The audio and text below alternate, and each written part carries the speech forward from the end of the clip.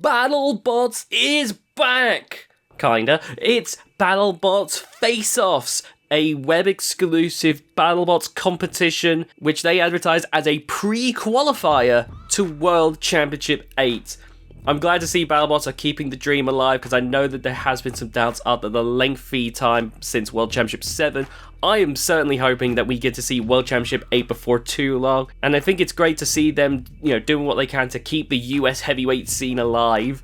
There's some incredible spinners that would otherwise really not get a chance to showcase themselves if it wasn't for Battlebots. So, safe to say, I was incredibly excited. I couldn't wait to get to talk about Battlebots Face-Offs. So, let's not waste any more time, and let's get right into it. Now, the 4 robots involved in this episode are Hypershock, Valkyrie, a newcomer to the Battlebots scene, Orbitron, and the return of Tombstone! It's a round-robin competition, which I swear I remember last seeing with Robot Wars, where basically it means that everyone is facing everyone to get the most wins possible to win the prize of the episode, the Giant Washer. And immediately, while I knew it was going to be unlikely, I was wondering if Tombstone could complete this new trilogy. They already have a giant nut and a giant bolt, which, funnily enough, do actually fit together. They've answered that question. But I was wondering if they might be able to get a giant washer as well. Now, Orbitron, of course, is the newest of the robots. It's taking a dual vert approach, most recognisably used by Counter Revolution back in the day. But this bot has a new gimmick, that being that it is AI driven. Funnily, this is something that I think was inevitable given the tech-based approach in the sport, and even I myself had pondered what a design like this could be like. My brain went to like a wedge to keep it simple, and I was thinking like if I did it, I'd put like an LED panel to like put a little face on that could like emote, that just turns into like a skull when it gets knocked out or something like that. But of course the actual engineers had a much better idea. This design looks awesome. It's incredibly compact, and I love the fact that it has slightly different spinners on either side, with one side getting a disc spinner and the other having a bar spinner. The teams are all very aware that they're probably one of the more destructive groups out of anyone in Face-Offs, and while they're all nervous about this, I myself was extremely excited to see what would happen as the teams described some of the plans and some of the changes that have happened with the robots and the teams over time. Now, the first fight was between Valkyrie and Orbitron, and the fight begins with Orbitron rushing into Valkyrie. And at first, it didn't seem like they were getting a whole lot in the very first exchanges, but the infamous shelf soon began suffocating Valkyrie's horizontal spinner, not allowing them to get up to speed, meaning that Orbitron continued to just get more nasty digs in, and soon Valkyrie lost one half of its drive. Before too long, they were then popped up onto the shelf, where because of that, where they were unable to get back down, meaning that the fight would end with Valkyrie getting counted out. Now, this wasn't a bad showcase for Orbitron at all, as it really got to show that the spinners, while smaller than some of the competition, still had enough firepower to do some nasty damage to the competition, but I definitely did hope to see a bit more of a back and forth. And sadly, that shelf is absolutely a hindrance for horizontal spinners still, but I'm not complaining about this fight, as Orbitron was definitely entertaining in this opening bout. The second fight was between Hypershock and Tombstone! A big rematch between these two machines, with Tombstone finally making its grand return. Tombstone, from what I remember, has undergone a lot of changes under the hood to try and allow the bot to still be an absolute beast in the box, even with everyone now seemingly having a strategy when dealing with them. I could be wrong, but the bars also look lighter again. I swear it seemed at one point that the bars on Tombstone were getting obscenely just big and thick, but it seems like the bars are a little bit smaller and thinner now. I could be mistaken, but I'm assuming this was done to give Tombstone just a little bit more reliability in exchange for just a tiny bit of that weapon power. Either that, or it could be a result of what I call the Deep 6 rule, where spinners now have a slightly harsher cap when it comes to how heavy they can be, just to help ensure the integrity of the arena. Now the fight begins, and one bad turn by Tombstone, at the beginning of the fight also spells its end, as Hypershock gets a nasty shot in on Tombstone's back end, the absolute worst place for Tombstone to get hit. We've all seen the fight with Endgame back in the day. With that, Tombstone is juggled by Hypershock with a violent flurry of offense, with Tombstone catching on fire and fully breaking down. Now, I want to say, because I know someone will bring it up, I'm not going to knock Justin's driving too much for this. As he said himself, he has some big shoes to fill. Keep in mind, Ray Billings has been driving Tombstone and Last Rites and Mortician, etc, etc, etc, for like 2 decades now, I think? It's safe to say Ray has gotten a lot of practice in it, so it's not really a fair comparison to compare Justin to Ray's driving. And plus, even with all that experience, anyone can make a mistake. It's just, unfortunately, this mistake was a catastrophic one, really. But I'm not going to start bashing on Justin for that. It's something that he can learn from, and hopefully before too long, he will, really start to get to grips on how to best drive Tombstone to carry Tombstone to some very impressive fights.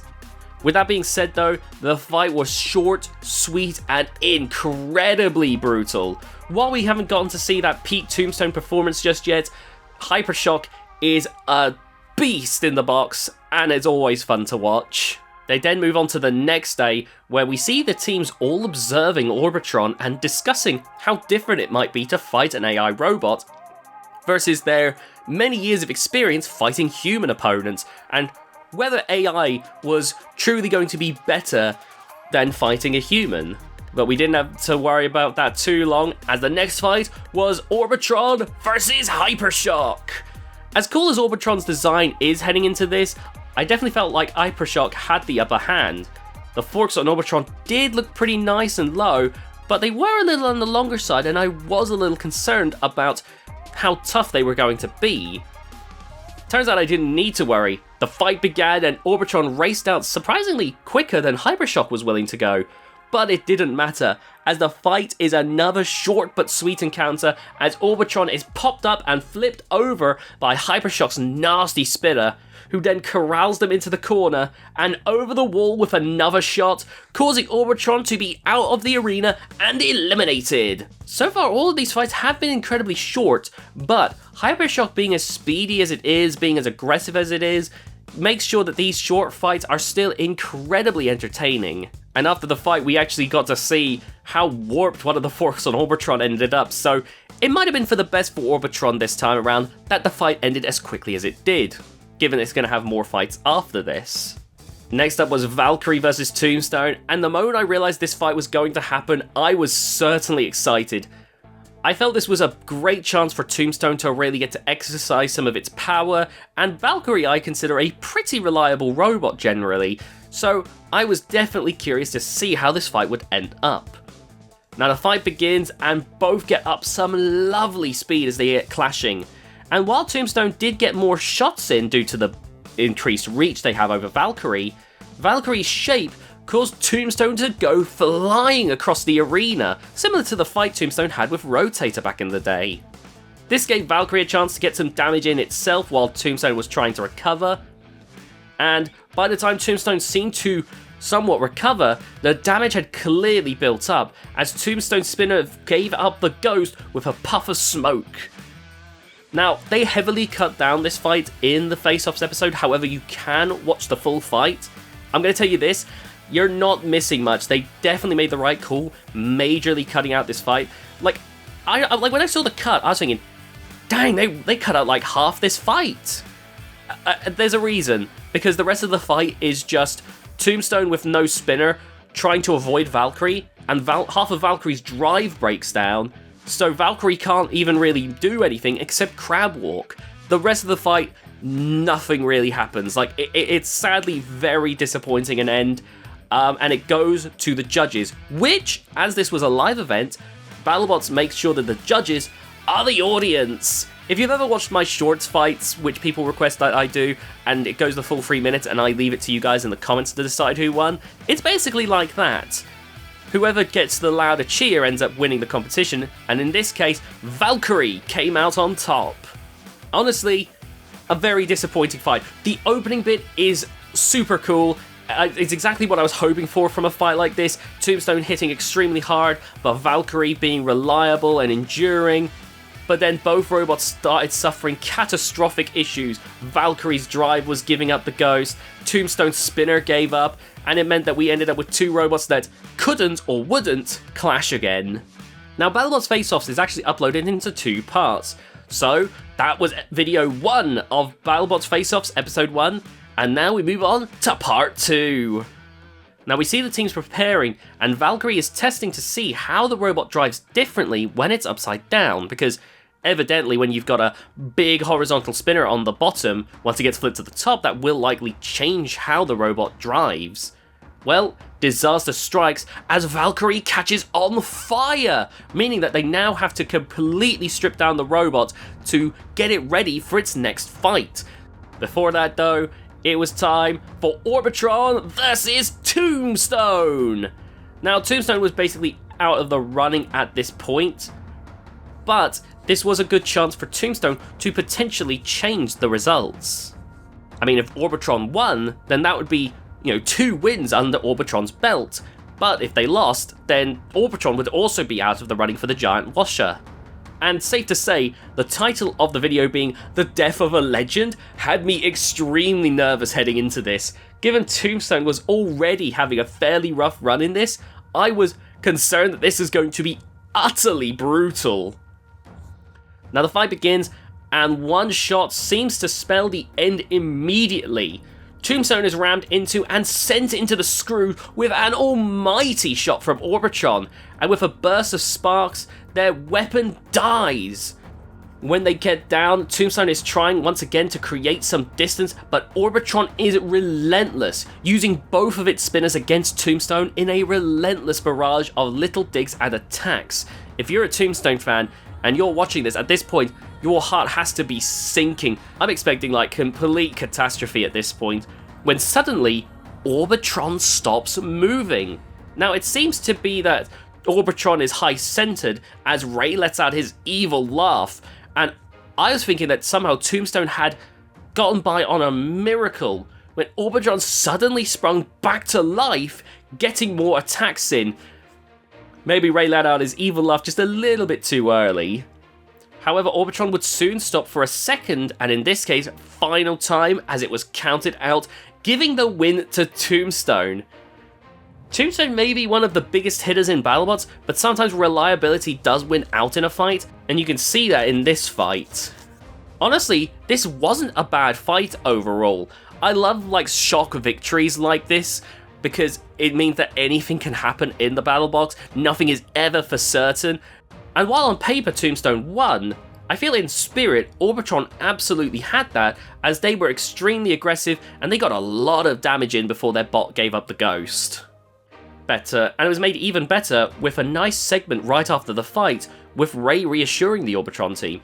This is a new design that needed to prove itself, and given that it was in the box with 3 seasoned teams, it absolutely handled itself surprisingly well. It did some pretty good fights against Tombstone and Valkyrie, and while it did get wiped by Hypershock, it's Hypershock. That's not the end of the world when it comes to having a robot to lose against. Overall, a pretty good performance for Orbitron, and if they're looking to prove themselves as worthy to enter World Championship 8, I'd say they certainly did that. Anyway, it was time for the final fight, with the 2 robots that were candidates for winning the giant washer, Hypershock versus Valkyrie, with the winning team walking away with the ultimate prize. And honestly, while Valkyrie was basically trying to perform a resurrection on their bot, it felt like Hypershock was in a completely different world. We were listening to Will talking about love, and the team's just so happy, they're having a great time. It was actually kind of comical seeing how different both teams were preparing. Anyway, the fight begins, and Valkyrie and Hypershock start off with some massive strikes on each other. Valkyrie does seem to bounce back after taking the brunt of the early exchange with some nasty shots in return, which quickly spells disaster for Hypershock as half their drive dies and then the bot fully dies. Valkyrie, I had honestly Given Valkyrie's issues with its drive earlier in the competition, I had expected it to get wrecked by Hypershock, completely destroyed, but their reliability came back and got them the victory in the final fight, winning them the giant washer. Safe to say, this was a very fun fight. It's again short but oh so sweet, as both robots really got to put the hurt on each other. I'd highly recommend checking this one out.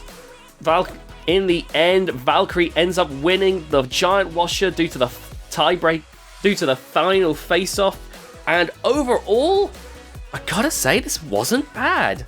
There's a lot of short fights which did have me aching for more back and forth exchanges, but Valkyrie did end up having 2 fights that helped somewhat satiate that appetite.